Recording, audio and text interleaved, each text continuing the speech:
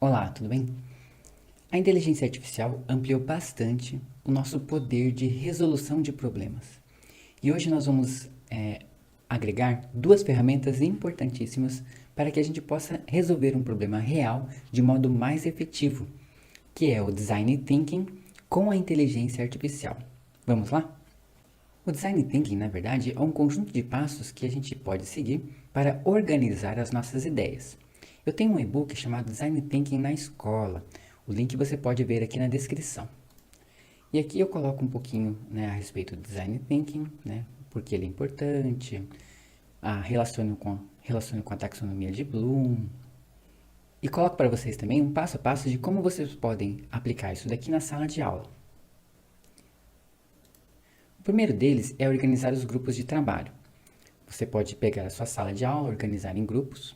Lembrar que cada membro do grupo tem que ser pensado, né? As diferentes habilidades, diferentes conhecimentos, para que você possa enriquecer o ataque do problema com visões diferentes. O segundo passo é definir um problema ou oportunidade. Nesse caso, você pode especificar um problema, digamos que você esteja falando sobre meio ambiente, o problema da água, o problema, né, dos rios. Então você pode definir um problema ou deixar que o problema seja encontrado pelos alunos. Quando você deixa que eles busquem, quando você dá essa liberdade a eles, você faz com que a sua visão de mundo também seja mais ampliada e a sua visão crítica também. Depois você promove a empatia. Esse terceiro passo faz com que os alunos se coloquem no lugar das pessoas que vivenciam esse problema.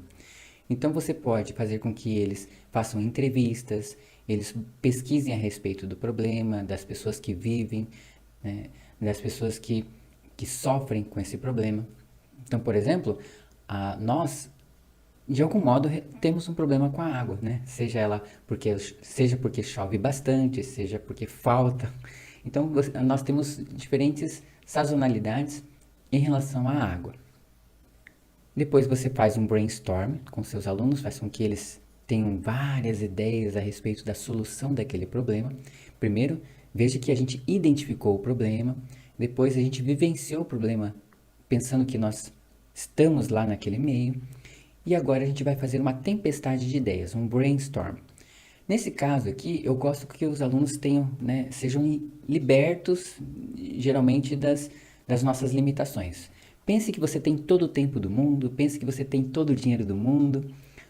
O que você faria? A ideia aqui é que eles sejam, né, criativos a um extremo. Desse modo, eles podem, influenciar na criatividade do outro e assim faz com que, em algum momento, uma ideia que seja um pouquinho mais plausível apareça. Depois que eles escolherem a melhor ideia, eles podem prototipar, ou seja, eles vão colocar a mão na massa para construir aquela solução, vão testar, verificar se essa solução realmente é viável, realmente impactou ali ou não, e depois vai compartilhar. Né? Essas são as etapas, então, do Design Thinking. Eu coloquei aqui num diagrama, e geralmente eu desenho isso daqui lá na lousa, né? Eles falam, eles se formam grupos, conversam sobre o problema, pesquisam mais a respeito do problema, eles se colocam no lugar das pessoas que têm aquele problema, eles começam um brainstorm a respeito, né, de soluções possíveis, escolhem uma dessas soluções, uma ou duas, prototipam, verificam se realmente foi eficaz e depois eles compartilham, porque a ideia aqui é que essa solução seja realmente, em algum dia, conhecida por aquelas pessoas que vão poder, né, implementar isso daqui na vida real, caso não seja possível que os alunos façam isso. Então essas são as etapas do Design Thinking. Como que a inteligência artificial pode ajudar nessas etapas? Né? Esse daqui é o pulo do gato. Agora imagine que a gente está lá com os nossos alunos e vamos escolher um problema.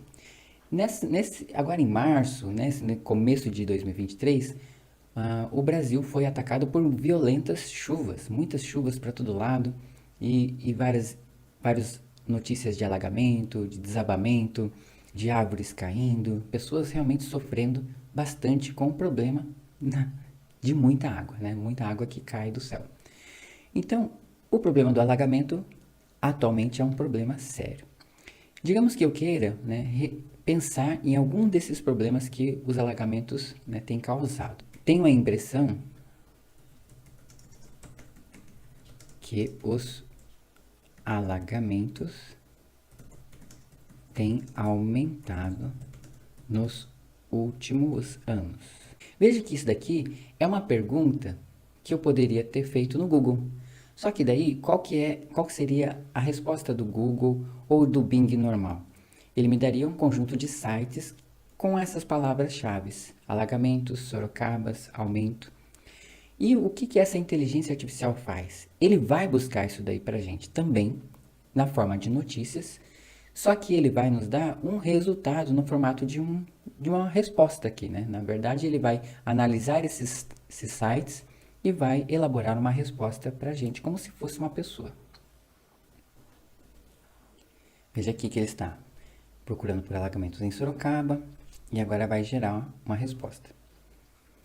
Pelo que eu pesquisei, parece que Sorocaba tem sofrido com alagamentos frequentes nos últimos anos, principalmente em períodos de chuvas intensas.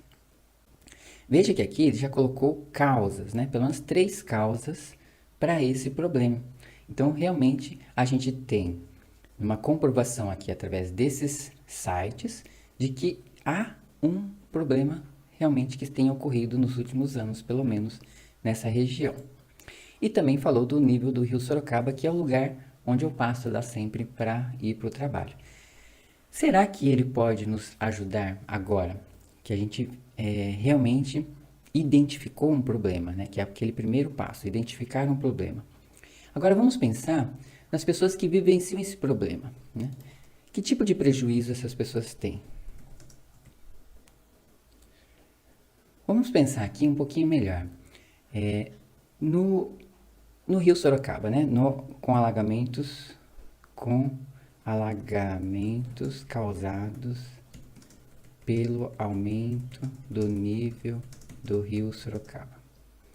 Essa daqui seria a etapa da empatia, né? Nós estamos buscando informações das pessoas que vivenciam o problema lá no nível, perto do rio Sorocaba.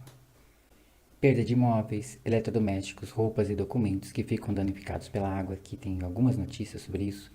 Desabamentos de muros e estruturas de imóveis que ficam enfraquecidos pela umidade. Veja que aqui a gente já está no terceiro passo, né?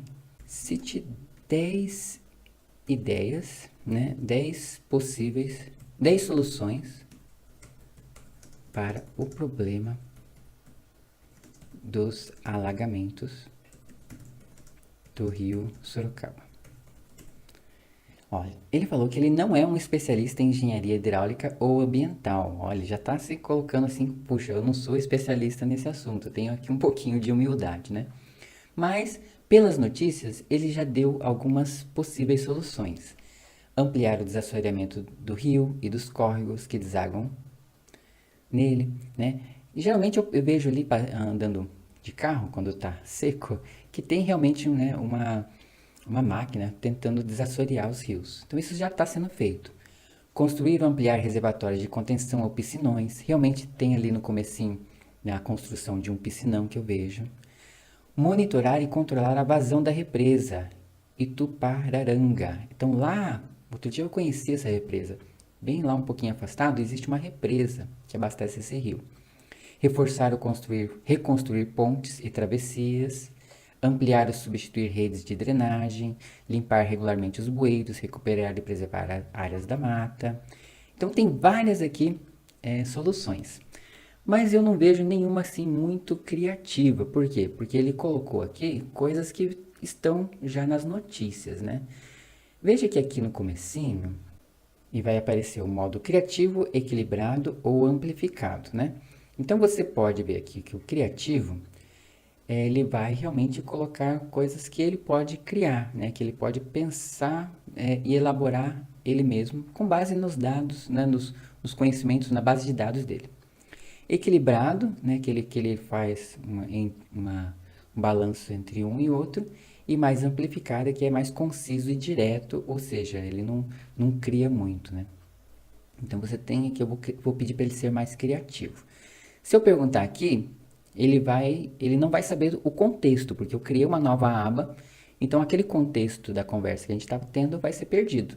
Eu vou voltar lá naquela aba que eu estava, que é essa daqui, né? Veja que existe todo um histórico da minha conversa. Se eu fechar isso daqui, esse histórico vai ser perdido, diferente do chat GPT que ele grava lá o histórico em diferentes abinhas de chat. Então, gostaria que você ampliasse sua busca, porque pode ser que a busca dele, né, seja limitada a português, e aí a gente vai tentar ver se existem soluções em inglês.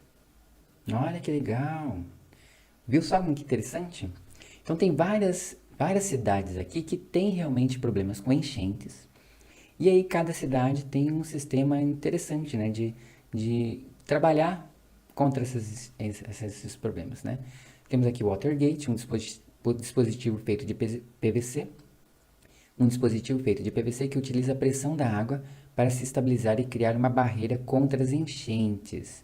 Então veja aqui que tem várias ideias que a gente poderia, ideias novas que a gente poderia aplicar ou pensar em aplicar, né, no caso do rio Tâmega, não, rio Sorocaba no caso, né? Legal. Então a gente viu aqui, né, etapas daqui da ideação até a etapa da ideação. Depois a gente vai para prototipar, encontrar, pensar numa dessas ideias, prototipar e seguir adiante. Aqui eu vi que existe um sistema que controla o nível dos reservatórios e reduz o risco de transbordamento, né? Usa sensores e inteligência artificial. Isso daqui me veio a seguinte ideia. Eu como motorista, eu quero saber se o rio está, se a marginal do rio está inundada ou não. E se a gente conseguisse, por exemplo, né, um sistema de detecção de inundação, de alagamento. E aí, lá no comecinho da marginal, por exemplo, eu poderia já ter um display, né, dizendo que a área está alagada. Então, eu nem vou entrar naquele lugar, né? Então, um display dizendo assim que a área está inundada. E aí, os motoristas não vão mais para lá, né? Porque a falta dessa informação faz com que mais e mais pessoas sigam para aquele local. Então, aí tem uma ideia interessante, né? Será que ele consegue nos ajudar? Né? Vamos criar aqui uma nova questão. Gostaria de sua ajuda para criar um sensor de alagamento. Na verdade, eu poderia até fazer uma coisa mais simples, né? Somente ligar uma luz vermelha, por exemplo, com o Arduino. Legal. Veja que aqui eu usei o modo criativo. Provavelmente naquela lá estava no modo, mas usando o modo criativo, veja que ele foi mais aberto para me ajudar, né? Aqui, ó, como criar um sensor de alagamento com display. Então ele já me deu, né, alguns exemplos de sites, de vídeos, colocou aqui alguns exemplos de projetos que a gente pode utilizar. Bem, espero que vocês tenham gostado dessa nossa exploração, nosso conhecimento de uma nova inteligência artificial que foi colocada dentro do Bing, que é o novo buscador do Bing, né? Ele também tem um nome, chama Copilot. Caso você queira saber mais a respeito da inteligência artificial na educação, não esqueça de acessar o meu curso Inteligência Artificial na Educação dentro da Udemy. Abraço e até a próxima.